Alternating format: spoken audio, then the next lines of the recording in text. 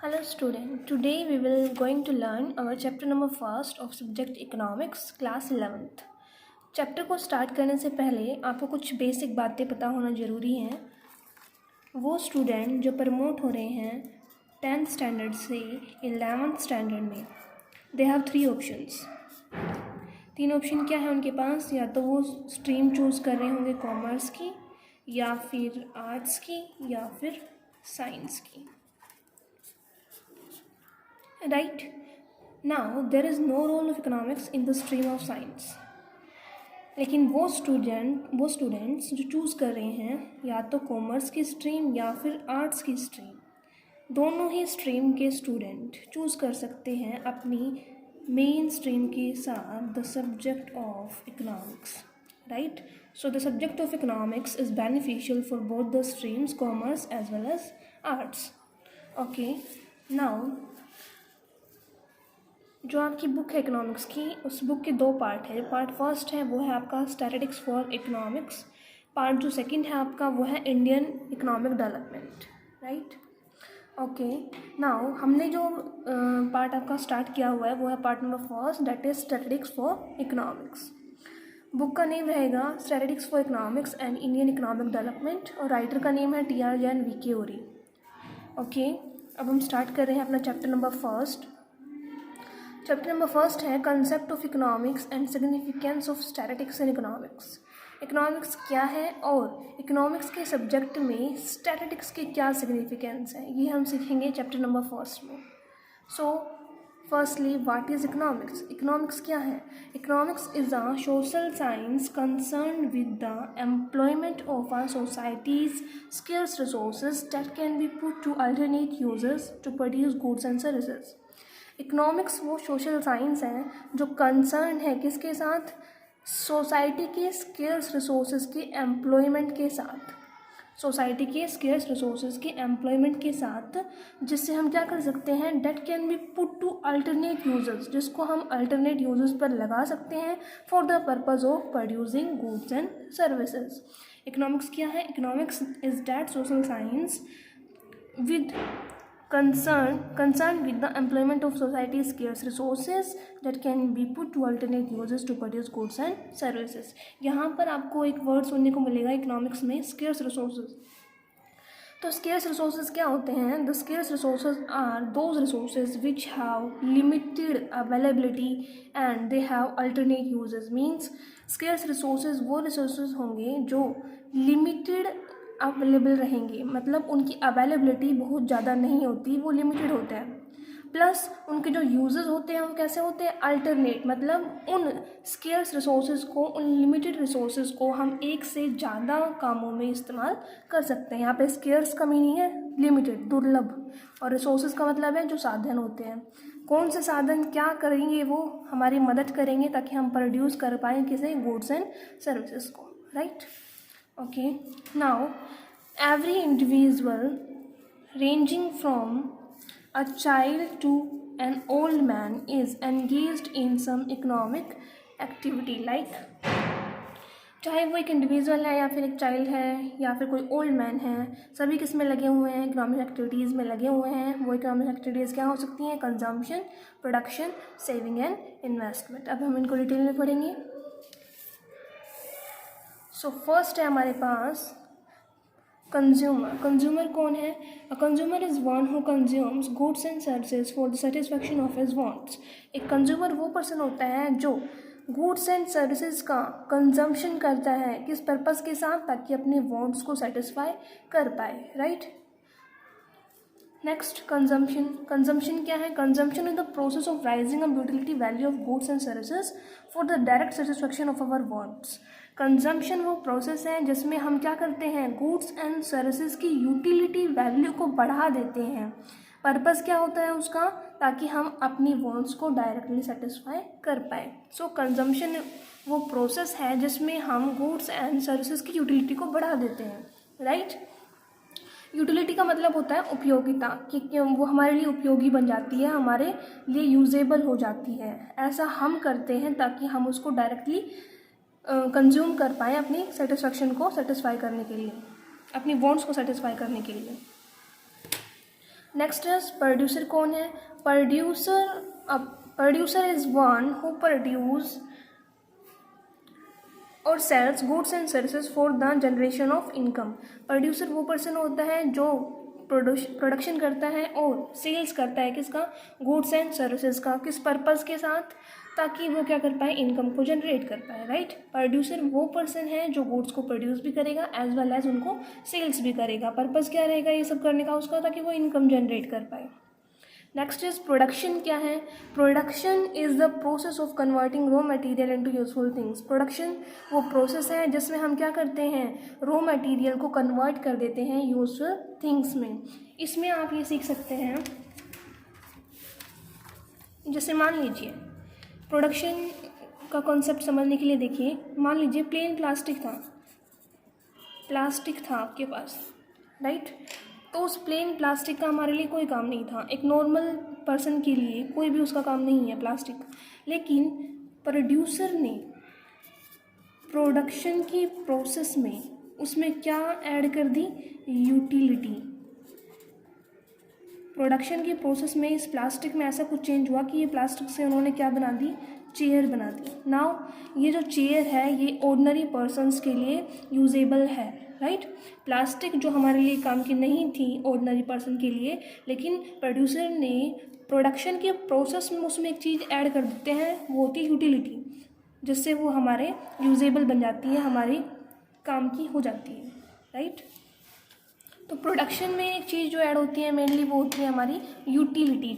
Raw material में utility का add हो जाना, जिससे कि वो जो फाइनल प्रोडक्ट होगा वो एक नॉर्मल पर्सन के लिए यूजेबल होगा। नेक्स्ट है वो saving. It is that part of income which is not consume, right. Saving income का वो पार्ट होता है जो हमने कंज्यूम नहीं किया, राइट। इनकम में से हमने कुछ पैसे खर्च कर दिए होंगे और कुछ बचा लिए होंगे, तो वो जो बचा लिए हैं वो क्या होती है? हमारी सेविंग होती है। Next investment. इन्वेस्टमेंट क्या है? इन्वेस्टमेंट वो एक्सपेंडिचर है किसके द्वारा किया गया? By the producer. किस लिए किया गया? On the purchase of such assets को परचेज करने के लिए which help to generate income, जो हमारी फर्दर हेल्प करेगी इनकम को जनरेट करने के लिए। सो इन्वेस्टमेंट वो एक्सपेंडिचर है जो प्रोड्यूसर ने किया है, किस लिए? एसेट्स को परचेज करने के लिए। क्या पर्पज़ है उसको परचेज करने का? ताकि वो फर्दर इनकम जनरेट कर सकें। यहाँ पर आपको ऐसे समझना है इसको, जो हमारी टोटल इनकम होती है, टोटल इनकम, इसके दो पार्ट हो गए। एक का तो हमने एक पार्ट में उसको एक्सपेंसेस में कन्वर्ट कर दिया, मतलब टोटल इनकम का कुछ पार्ट हमने एक्सपेंडिचर कर दिया उसका।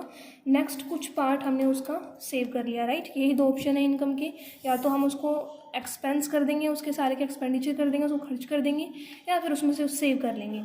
मान लीजिए इनकम थी हमारी 20,000 की, टोटल इनकम 20,000 थी। 20,000 में से मान लो इसने 15,000 का एक्सपेंडिचर कर दिया, बचे कितने? 5,000 इसने सेव कर लिए। तो अब फर्दर इन्वेस्टमेंट कहाँ से होगी? एक्सपेंडिचर वाले अमाउंट में से या सेविंग वाले अकाउंट में से? ऑफकोर्स सेव किए हुए अमाउंट को वो फर्दर क्या कर देगा? कहीं पर इन्वेस्ट, ताकि उसको फ्यूचर में और इनकम जनरेट हो सके। पर्पज़ क्या रहेगा? Generation of income, right. Now next is economic problem. Economic problem क्या है?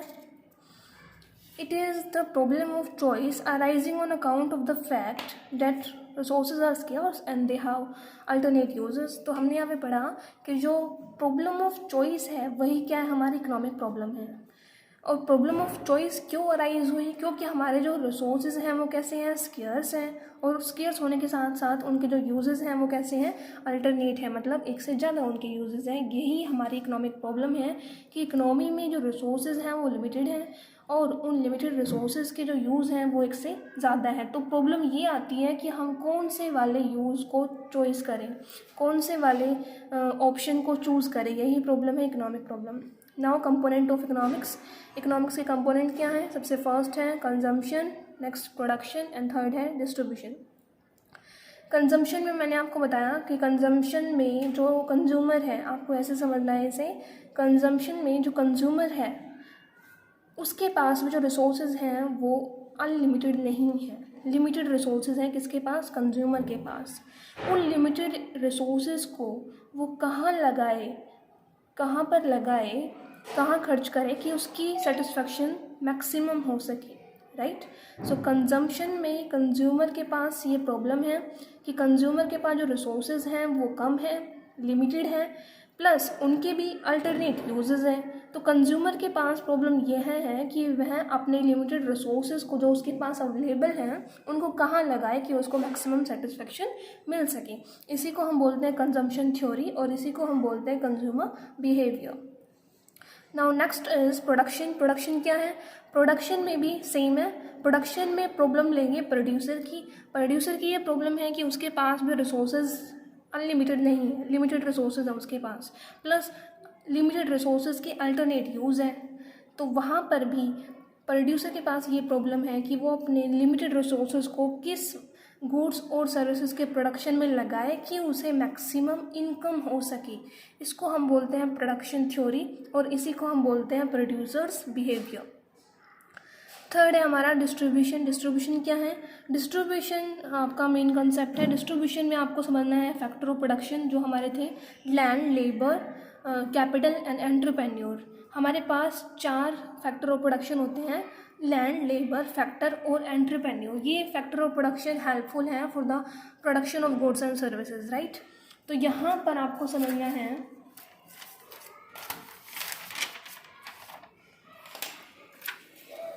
हमारे पास फैक्टर ऑफ प्रोडक्शन,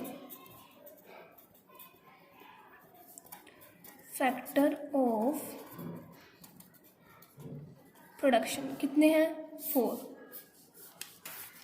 फर्स्ट है हमारा land, second labour, third capital and fourth entrepreneur, ठीक है।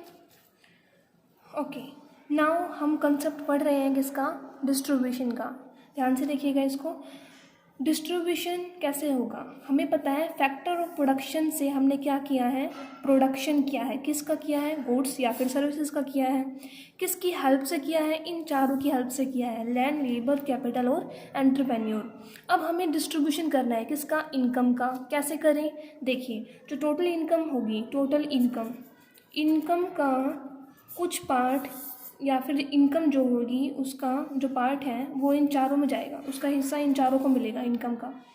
कैसे मिलेगा, देखिए लैंड जिसने प्रोवाइड करी होगी उसको मिलेगा रेंट, जिसने लेबर प्रोवाइड की होगी उसको मिलेंगे वेजेस, जिसने कैपिटल प्रोवाइड की है उसको मिलेगा इंटरेस्ट, और जिसने एंटरप्रेन्योरशिप स्किल्स प्रोवाइड की हैं उसको मिलेगा लास्ट में बचा हुआ प्रॉफिट, राइट। तो ये था हमारा कंसेप्ट डिस्ट्रीब्यूशन का। डिस्ट्रीब्यूशन में हमें ये देखना है कि हम फैक्टर ऑफ प्रोडक्शन में इनकम का डिस्ट्रीब्यूशन कैसे करें। तो आपको पहले ये समझना है कि फैक्टर ऑफ प्रोडक्शन कौन कौन से हैं, लैंड, लेबर, कैपिटल और एंटरप्रेन्योर। उनको इनकम के रूप में क्या मिलेगा, इसको रेंट मिलेगा, लेबर जिसने प्रोवाइड किया उसको वेजेस देंगे, कैपिटल जिसने प्रोवाइड किया उसको इंटरेस्ट देंगे, और एंटरप्रेन्योरशिप स्किल्स जिसने प्रोवाइड किया उसको प्रॉफिट देंगे। नाउ नेक्स्ट टॉपिक है हमारा micro economics and macro economics. Micro economics में देखिए, micro economics deals with economic issues और economic problems related to micro economic units like a household problems like a household, a firm or an industry. These issues and problems are studied with a view to maximize individual welfare. And macroeconomics deals with economic issues or economic problems at the level of economy as a whole. These issues or problems are studied keeping in mind the goals of social welfare or collective welfare. Okay, इसमें समझिए micro economics और macro economics क्या है। तो micro economics में आपको बताना है कि जो माइक्रो इकोनॉमिक्स है वो काम करती है छोटे लेवल पर, इंडिविजुअल लेवल पर। कैसे, माइक्रो इकोनॉमिक्स में हम इकोनॉमिक प्रॉब्लम्स या फिर इकोनॉमी के वेलफेयर की बात नहीं करेंगे, इसमें इंडिविजुअल वेलफेयर की बात करेंगे और इंडिविजुअल इकोनॉमिक प्रॉब्लम्स को फाइंड आउट करेंगे, उनका सॉल्यूशन करने की कोशिश करेंगे। और जो इकोनॉमिक प्रॉब्लम्स हैं जो किससे रिलेटेड हैं, इंडिविजुअल से। माइक्रो इकोनॉमिक यूनिट का मतलब है छोटे यूनिट, ठीक है, जिसमें हम लेंगे हाउस होल्ड्स को, फर्म को, इंडस्ट्री को, राइट। तो माइक्रो इकोनॉमिक में हम डील करेंगे इकोनॉमिक इश्यूज़, इकोनॉमिक प्रॉब्लम्स जो रिलेट करती हैं किससे, छोटी यूनिट से, माइक्रो इकोनॉमिक यूनिट से, जिसमें हम इंक्लूड कर सकते हैं हाउस होल्ड को, फर्म को, इंडस्ट्री को। इंडिविजुअल का मतलब ये नहीं है कि एक पर्सन, इंडिविजुअल में इंक्लूड हो सकता है हाउस होल्ड, फर्म और इंडस्ट्री भी, एक मार्केट, एक पर्टिकुलर मार्केट भी इंक्लूड हो सकती है। Okay, these issues and problems are studied with a view to maximize individual welfare। Purpose क्या है इनको पढ़ने का, ताकि हम इंडिविजुअल वेलफेयर को मैक्सिमाइज कर पाएँ, बढ़ा पाएँ। नेक्स्ट है हमारा मैक्रो इकोनॉमिक्स, जो है वो डील करती है इकोनॉमिक इश्यूज़ और इकोनॉमिक प्रॉब्लम किस लेवल पर, at the level of economy as a whole. पूरी इकोनॉमी को जब हम साथ लेके चलेंगे तो वो आता है हमारे मैक्रो इकोनॉमिक्स में।